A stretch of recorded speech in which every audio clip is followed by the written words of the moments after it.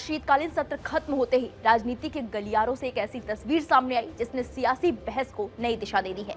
संसद के भीतर जहां पूरे सत्र के दौरान सत्ता पक्ष और विपक्ष आमने सामने दिखे, हंगामा हुआ, नारे लगे, वहीं सत्र के समापन के बाद वही नेता एक साथ बैठकर बंद कमरे में चाय की चुस्की लेते हुए नजर आए।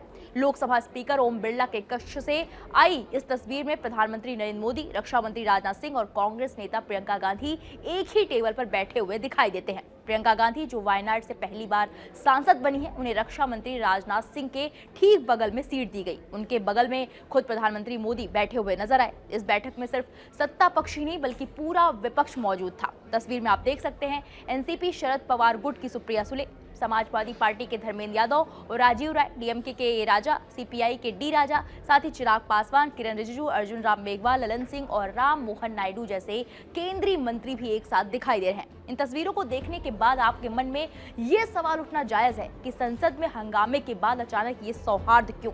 बंद कमरे में आखिर चाय पर क्या चर्चा हुई होगी? तो बता दें कि ये बातचीत पूरी तरह अनौपचारिक लेकिन राजनीतिक रूप से बेहद अहम थी।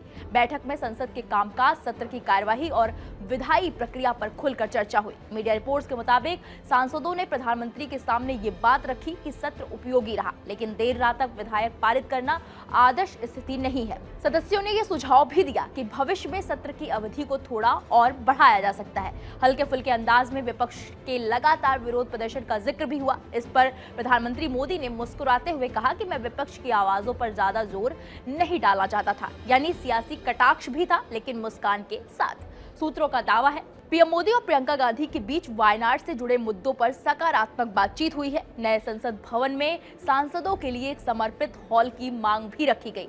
सरकार की ओर से जवाब दिया गया कि पुराने संसद भवन में भी ऐसी व्यवस्था थी, लेकिन उसका सीमित इस्तेमाल होता था।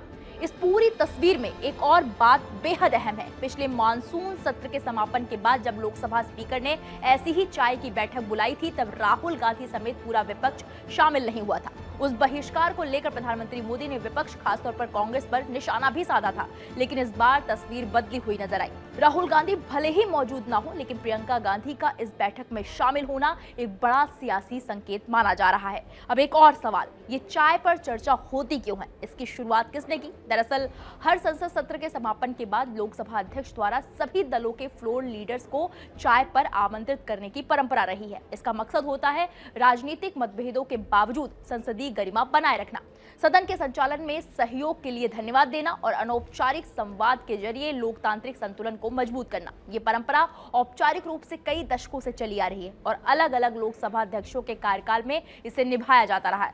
हालांकि यह अनिवार्य नहीं है, लेकिन संसदीय शिष्टाचार का हिस्सा मानी जाती है।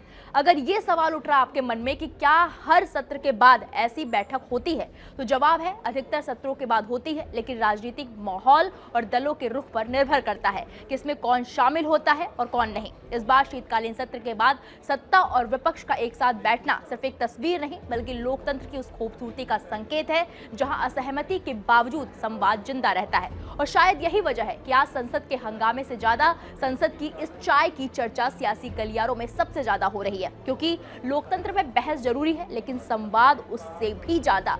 इस पूरे मामले पर आपकी क्या राय है, हमें कमेंट बॉक्स में जाकर जरूर बताएं।